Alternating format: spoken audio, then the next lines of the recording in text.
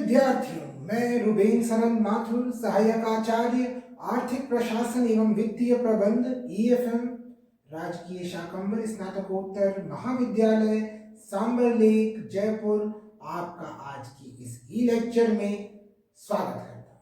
विद्यार्थियों, पिछले ई लेक्चर में हमने उदासीनता वक्र का परिचय, उदासीनता वक्र की परिभाषा और उसका अर्थ हमने समझा सीमांत प्रतिस्थापन की दर क्या है और वो घटती हुई क्यों होती है। आज के ई लेक्चर में विद्यार्थियों हम आगे का अध्ययन करते हैं।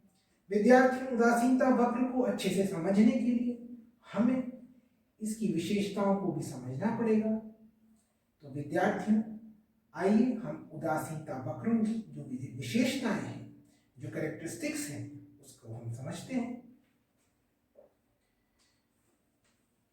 चलिए विद्यार्थियों, उदासीनता वक्र की विशेषताएं या कैरेक्टरिस्टिक्स।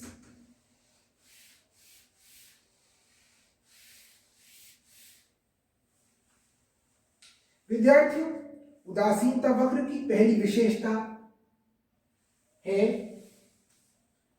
विद्यार्थियों उदासीनता वक्र की पहली विशेषता ये है कि उदासीनता वक्र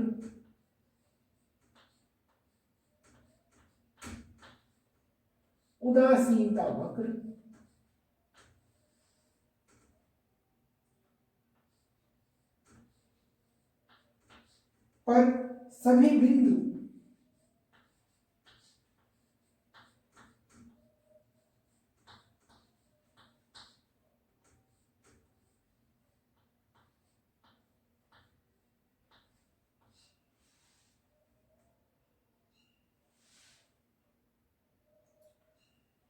समान उपयोगिता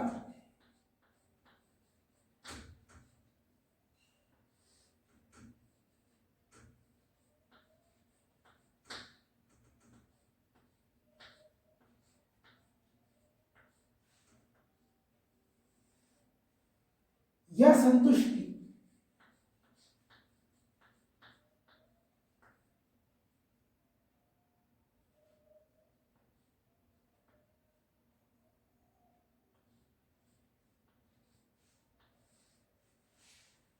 प्रदान करने वाले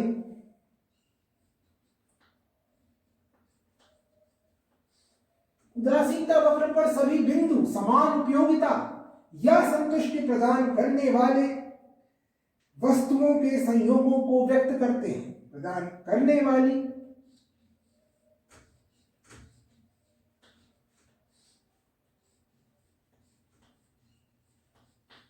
वस्तुओं के संयोगों को व्यक्त करते हैं, के संयोगों को व्यक्त करते हैं। तो विद्यार्थी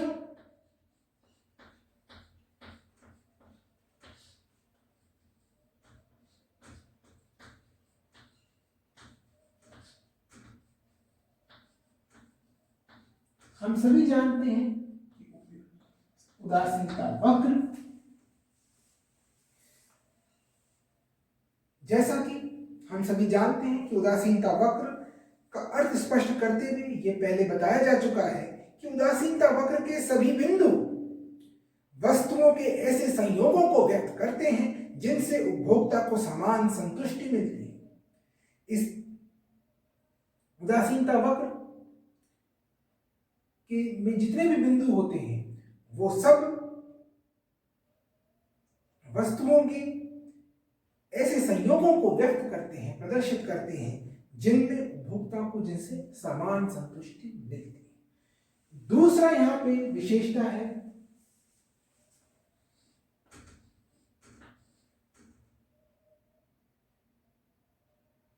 एक उदासीनता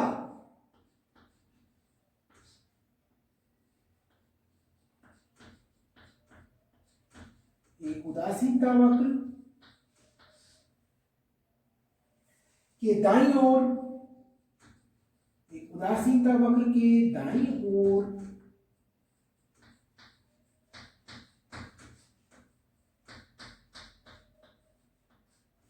दाईं ओर अधिक ऊंचा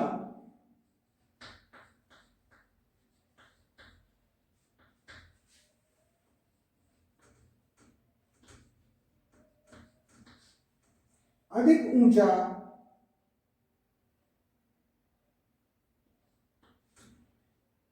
दूसरा उदासीनता वक्र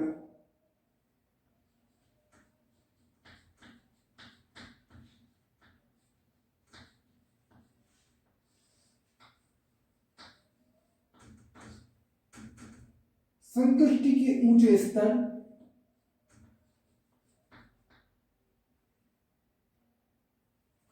संतुष्टि के ऊंचे स्तर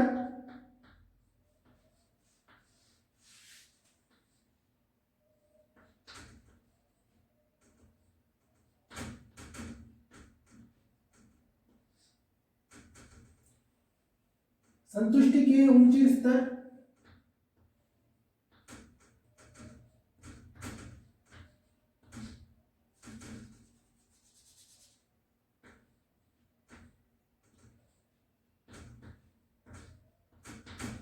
ऊंचे स्तर और दो वस्तुओं के श्रेष्ठ संयोगों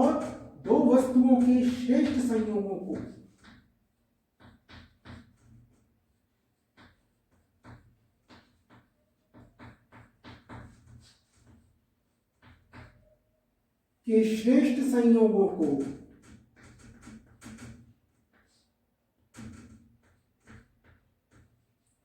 व्यक्त करता है।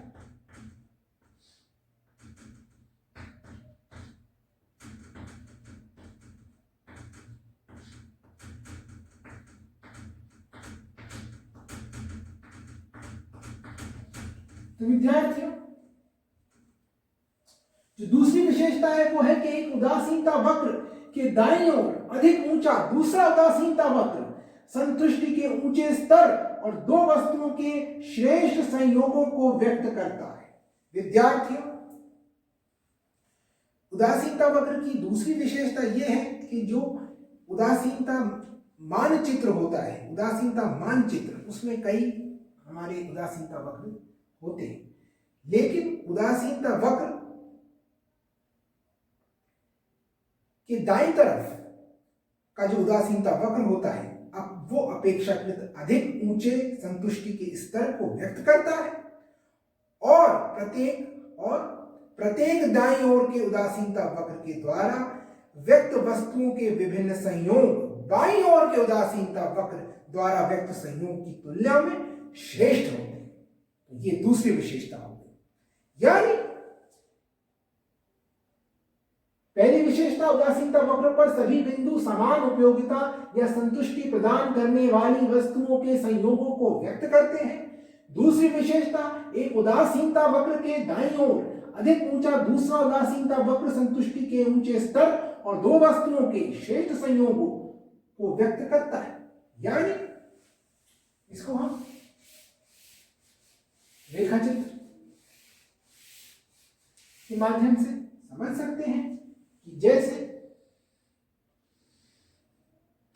यहां पर x अक्ष और y अक्ष है और यहां पे हमने एक उदासीनता वक्र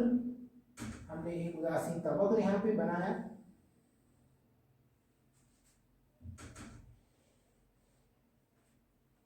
तो विद्यार्थी, हम देख सकते हैं कि हमने यहां पे एक उदासीनता वक्र बनाया, इसका नाम हमने दिया IC1 और इसी के दाईं ओर एक दूसरा उदासीनता वक्र है IC2। तो जो दूसरा उदासीनता वक्र है वो संतुष्टि के अधिक ऊंचे स्तर को प्रदर्शित करता है और दूसरे उदासीनता वक्र यानी IC2 पर जो दो वस्तुओं के संयोग दर्शाए गए हैं वो जो संयोग IC1 पर दर्शाए गए हैं उससे अधिक श्रेष्ठ है। इस प्रकार से विद्यार्थी हमने दो विशेषताएं देखी। अब हम तीसरी विशेषता का अध्ययन करेंगे। तीसरी विशेषता है विद्यार्थियों कि एक उदासीनता वक्र ऊपर से नीचे दाईं ओर झुकता है। एक उदासीनता वक्र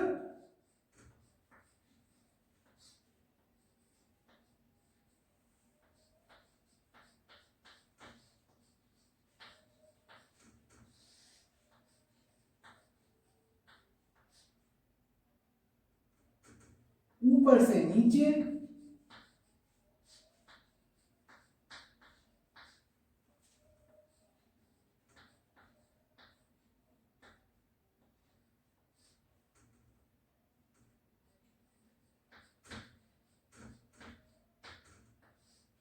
दाईं ओर झुकता है।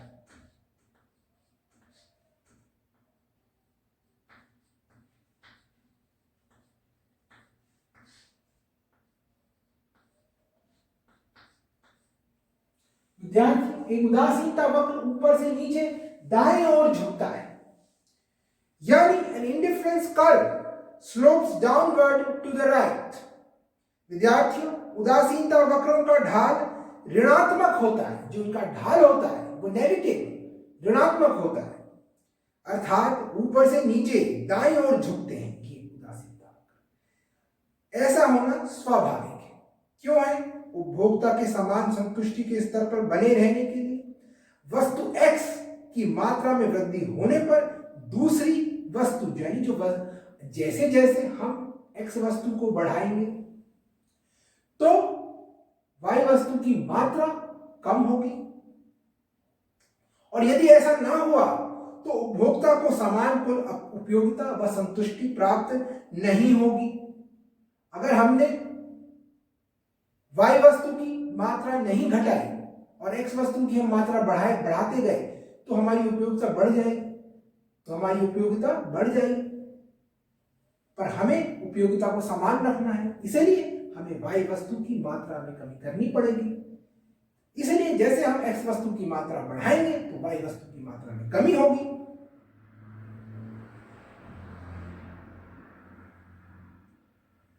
इसलिए उदासीनता वक्र ऊपर से नीचे दाईं ओर झुकता है। अब विद्यार्थियों, यदि हम इसको स्पष्ट करने के लिए इसके विपरीत आकृति के उदासीनता वक्रों का अध्ययन करेंगे, तो विद्यार्थियों मान लीजिए ये x अक्ष है और ये x अक्ष है, ये y अक्ष है। यहां पर हमने एक उदासीनता वक्र हम बनाए जो OX अक्ष के समानांतर है, हो जाए। क्या उदासीनता वक्र ऐसा हो सकता है? नहीं। यदि ऐसा है उदासीनता वक्र तो इसका अर्थ क्या हुआ कि उदासीनता वक्र OX अक्ष के समानांतर है, यानी Y वस्तु की मात्रा तो स्थिर है किंतु X वस्तु की मात्रा बढ़े जा रही है। ऐसा संभव नहीं यदि ऐसा है, क्योंकि यदि ऐसा होगा तो संतुष्टि का स्तर, उपयोगिता का स्तर समान नहीं रह पाएगा, उपयोगिता समान नहीं रह पाएगी।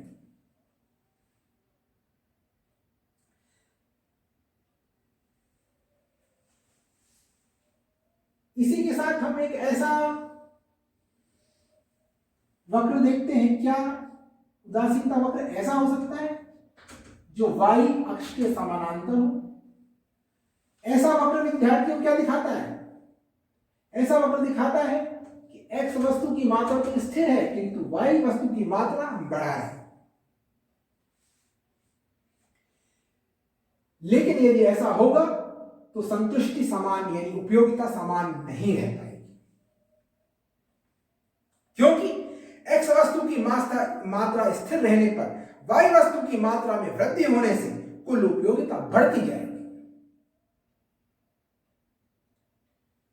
विद्यार्थियों, अब हम एक तीसरे प्रकार का वक्र देखते हैं। ऐसा वक्र, ये X अक्ष हुआ और ये Y अक्ष हुआ। अब देखिए विद्यार्थियों, हम जो वक्र दिखा रहे हैं दाईं ओर ऊपर उठता हुआ, दाईं ओर ऊपर उठता हुआ। क्या उदासीनता वक्र ऐसा हो सकता है? विद्यार्थियों, दाईं ओर ऊपर उठता हुआ उदासीनता वक्र यह प्रकट करेगा कि दोनों वस्तुओं की मात्राएं बढ़ने पर उपभोक्ताओं को समान संतुष्टि मिल रही है। यहां दोनों ही वस्तुओं की मात्रा बढ़ रही है, किसी की भी कम नहीं हो रही। अब यदि दोनों वस्तुओं की मात्रा बढ़ रही है तो फिर उपभोक्ता को समान उपयोगिता कैसे प्राप्त होगी? उसकी उपयोगिता तो बढ़ जाएगी, उसकी संतुष्टि तो बढ़ जाएगी। ऐसे ऐसे में कैसे संभव है कि दोनों वस्तुओं की मात्रा बढ़ने पर उपभोक्ता संयोगों के प्रति उदासीन रहे? इस प्रकार स्पष्ट होता है कि उदासीनता वक्र ना तो समानांतर, ना ही लंब रूप और ना ही दाईं ओर उठते हुए हो सकते हैं। अतः यह सामान्यतः ऊपर से नीचे दाईं ओर झुकते हुए होते हैं। ये तीसरी विशेषता। विद्यार्थियों, अब हम चौथी विशेषता का अध्ययन करेंगे।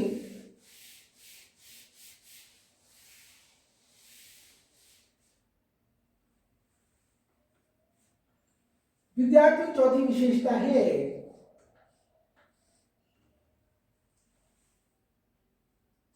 उदासीनता वक्र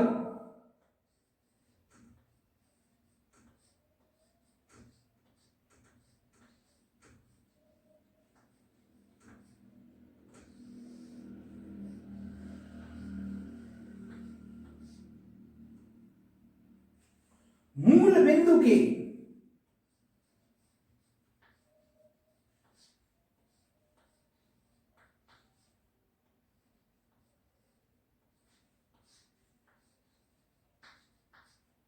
उदासीनता वक्र मूल बिंदु के उन्नतोदर या उत्तल होते हैं।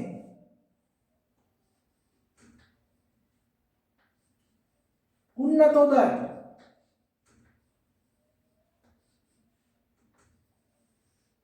या उत्तल होते हैं।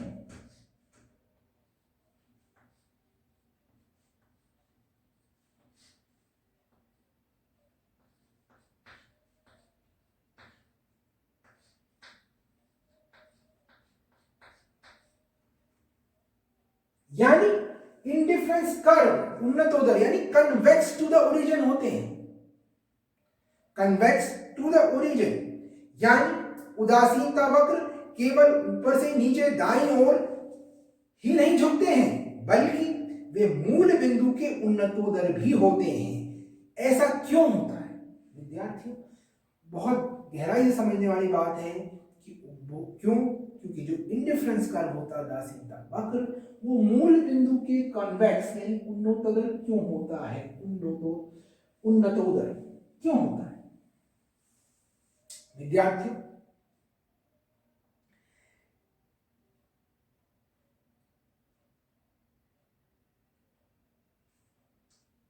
उदासीनता वक्र उन्नतोदर होता है, इसलिए होता है घटती हुई सीमांत प्रतिस्थापन की दर के कारण।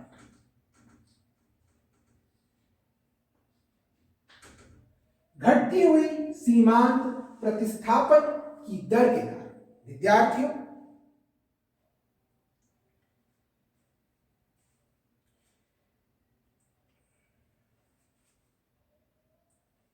यहां पर हम एक उदासीनता वक्र देखते हैं।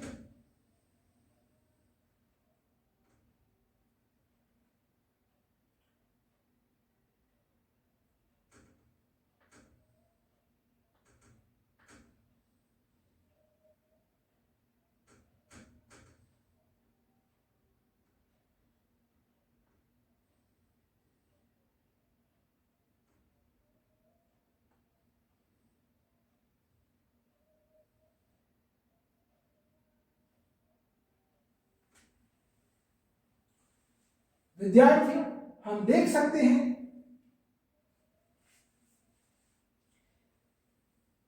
उदासीनता वक्र अपने मूल बिंदु की उन्नतोदर है, कॉन्वेक्स है, क्योंकि इसमें एक्स वस्तु की समान वृद्धि, क्योंकि इसमें एक्स वस्तु की समान वृद्धि के लिए उपभोक्ता वाई वस्तु की घटती मात्राओं का त्याग कर रहा है। देखिए, पहले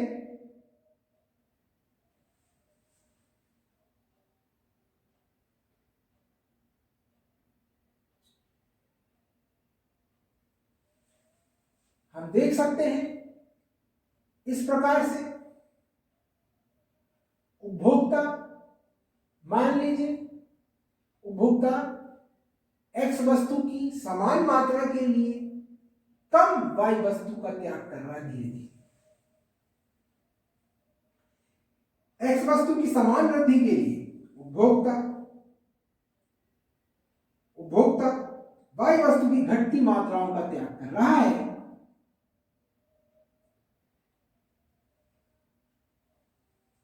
यदि हम इसको ए माने,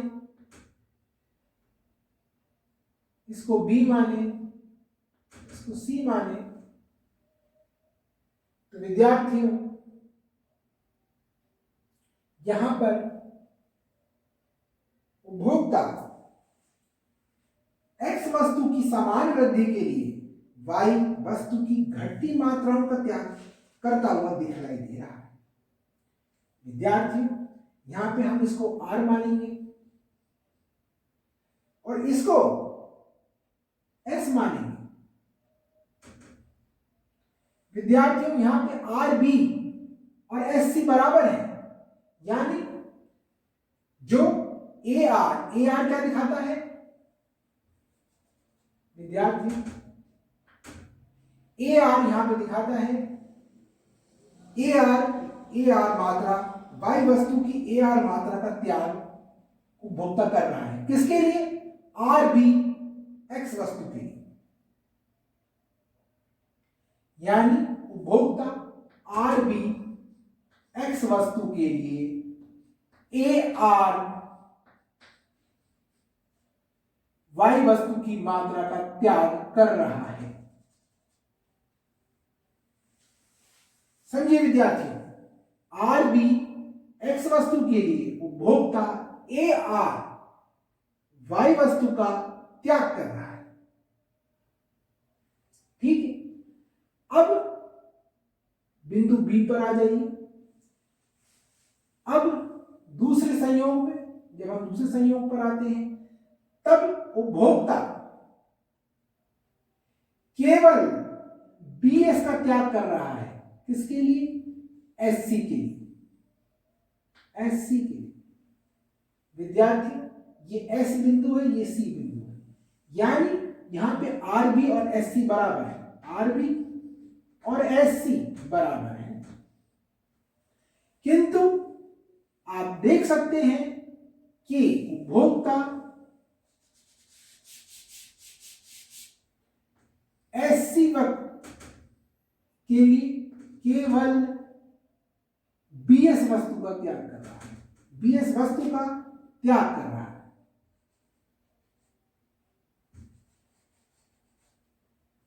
यानी एस सी के लिए केवल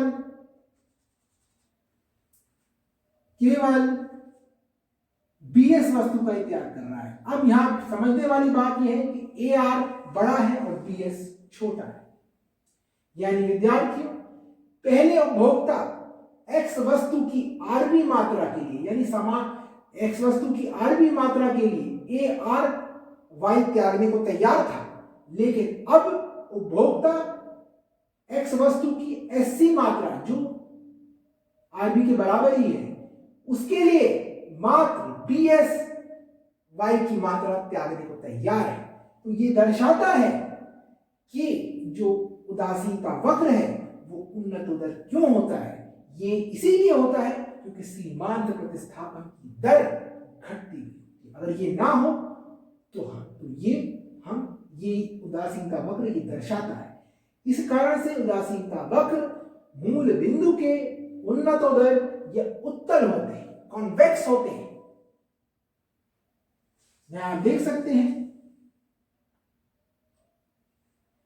यहां पे आर बी और एस सी बराबर है, लेकिन ए आर और बी एस बराबर नहीं है। ए आर बड़ा है, पहले उपभोक्ता वाई वस्तु को ए आर त्यागने के लिए तैयार था। किसके लिए? आर बी एक्स के लिए। लेकिन अब उपभोक्ता केवल बी एस ही त्यागने को तैयार है। किसके लिए? एस सी के लिए। और एस सी और आर बी वो बराबर। तो विद्यार्थियों हमने समझा कि चौथी विशेषता उदासीनता वक्र की, उदासीनता वक्र क्यों मूल बिंदु के उन्नतोदर या उत्तल होते हैं।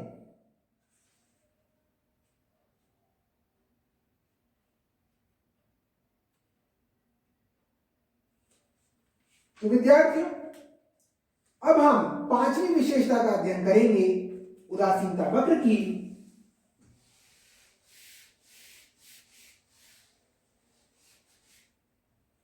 तो पांचवी विशेषता है उदासीनता वक्र एक दूसरे को काटते नहीं हैं। उदासीनता वक्र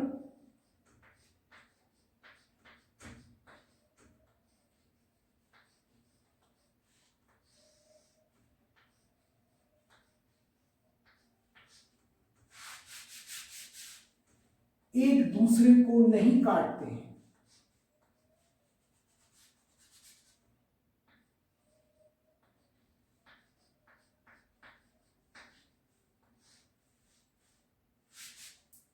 उदासीनता वक्र एक दूसरे को नहीं काटते।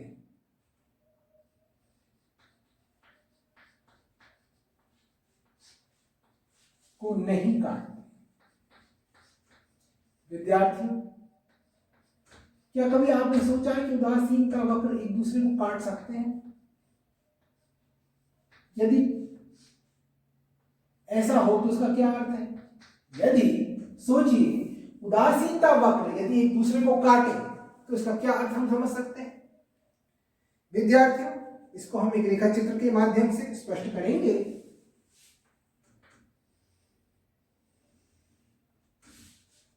वह एक दूसरे को नहीं काटते। अब इस विशेषता को हम रेखा चित्र के माध्यम से समझेंगे। विद्यार्थियों, इस यहां पे जो दो वक्र आपको बने हुए दिख रहे हैं, IC1 IC2, और ये दोनों एक दूसरे को काट रहे हैं बिंदु ए पर। क्या ऐसा विद्यार्थियों संभव है?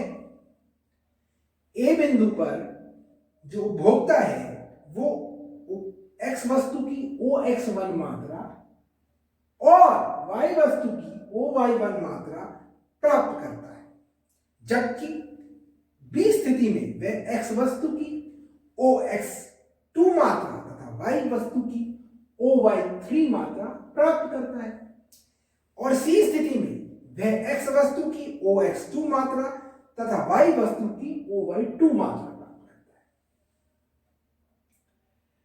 अब विद्यार्थियों,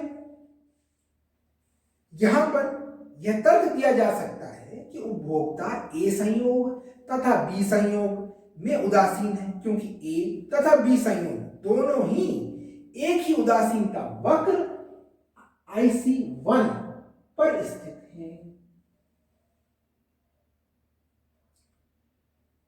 ऐसे ही यह कहा जा सकता है कि वे ए की उपभोक्ता ए और सी में उदासीन है, क्योंकि ये दोनों संयोग एक ही उदासीनता वक्र IC2 पर स्थित है। अब यहां बात आती है संक्रामिकता अथवा ट्रांजिविटी, यानी हम संक्रामिकता के आधार पर यह कह सकते हैं कि जब वह ए संयोग तथा बी संयोग, ए बिंदु तथा बी के बीच में उदासीन है और ए और सी में भी उदासीन है, तो वह बी व सी में भी उदासीन होना चाहिए। बी और सी भी उसके लिए बराबर होने चाहिए। जब उपभोक्ता के लिए यदि हमने एक तर्क दिया कि उपभोक्ता ए और सी के प्रति उदासीन है क्योंकि ये दोनों बराबर है, उसके लिए क्योंकि दोनों एक ही इंडिफरेंस कर्व IC2 पर स्थित है, इसी प्रकार से वो ए और बी के बीच में भी उदासीन है क्योंकि वो IC1 में स्थित है, दोनों ही बिंदु। तो इस हिसाब से तो उपभोक्ता को बी व सी के प्रति भी उदासीन होना चाहिए, बी व सी भी उसके लिए बराबर होने चाहिए। लेकिन हम देख सकते हैं इस रेखा चित्र से कि सी संयोग में वह y वस्तु की अधिक मात्रा प्राप्त कर रहा है। हालांकि x की मात्रा तो दोनों में बराबर है, किंतु सी संयोग में b के बदले वो अधिक मात्रा प्राप्त कर रहा है, तो दोनों बराबर कैसे हो सकते हैं, वो दोनों के प्रति उदासीन कैसे हो सकता है। अतः सी पर कुल उपयोगिता बी की तुलना में अधिक है। तो सारांश रूप में हम ये कह सकते हैं कि वह बी की तुलना में सी को अधिक पसंद करेगा। अतः उदासीनता वक्र एक दूसरे को नहीं काट सकते। आइए विद्यार्थियों, हम छठी विशेषता का अध्ययन करते हैं।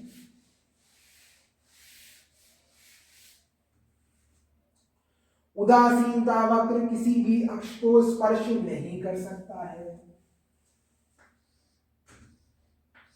उदासीनता वक्र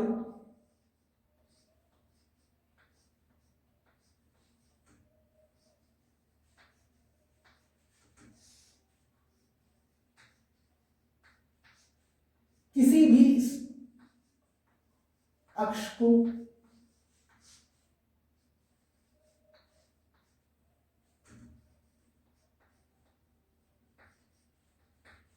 स्पर्श नहीं करता है।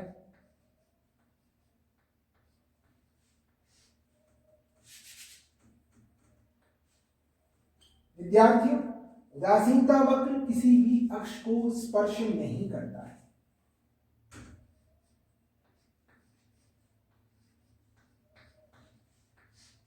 नहीं करता है।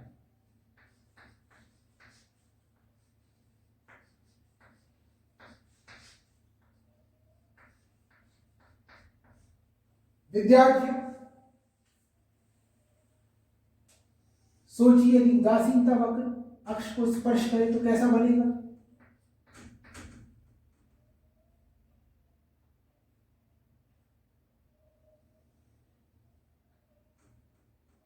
या ऐसा।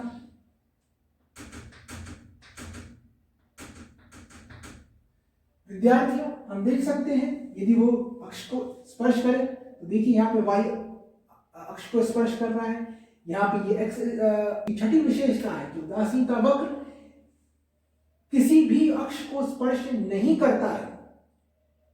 इस विशेषता का हम अध्ययन करेंगे। विद्यार्थियों, उदासीनता वक्र की परिभाषा देते समय हमने बताया था कि उदासीनता वक्र वह रेखा है जो दो वस्तुओं के उन विभिन्न संयोगों को बताती है जिनसे उपभोक्ता को समान उपयोगिता या समान संतुष्टि प्राप्त होती है। यदि कोई उदासीनता वक्र OX अक्ष को स्पर्श करता है, जैसा कि यहां पर IC2 कर रहा है, तो इसका अर्थ यह है कि X वस्तु की मात्रा कितनी है, OB, लेकिन Y वस्तु की मात्रा निल है। Y वस्तु की मात्रा यहां पे कोई नहीं है, यानी इस बिंदु पर Y वस्तु की मात्रा कुछ नहीं है, X की मात्रा OB है। ऐसे ही IC1 OY अक्ष को स्पर्श कर रहा है, तो उपभोक्ता को Y की OA मात्रा मिलेगी, लेकिन X वस्तु की कोई मात्रा नहीं मिलेगी। अब ये जो रेखाएं हैं, यदि उदासीनता वक्र ऐसा हो जाए तो उदासीनता वक्र की जो विशेषता है, परिभाषा है कि उदासीनता वक्र दो वस्तुओं के संयोगों को व्यक्त करता है, तो वो गलत हो जाएगी। इसलिए उदासीनता वक्र ऐसे नहीं होते। विद्यार्थी, अब हम सातवीं विशेषता का अध्ययन करेंगे।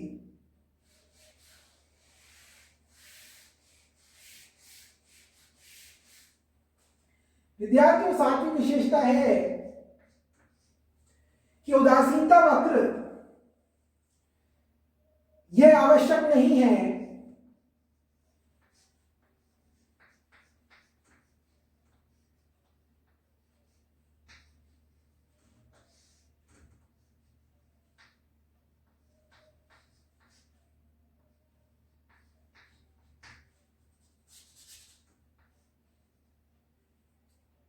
कि उदासीनता वक्र, यह आवश्यक नहीं है कि उदासीनता वक्र एक दूसरे के समानांतर हो।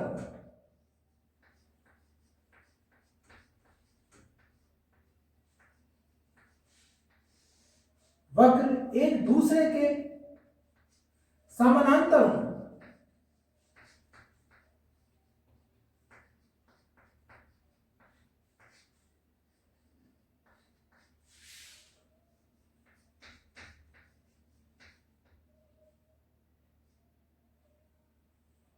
एक दूसरे के समांतर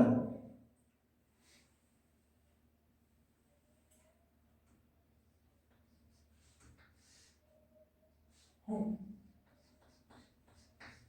विद्यार्थी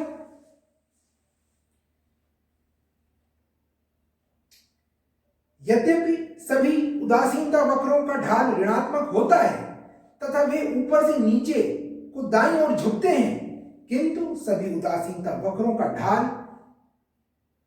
अर्थात गिरने की दर समान हो यह आवश्यक नहीं।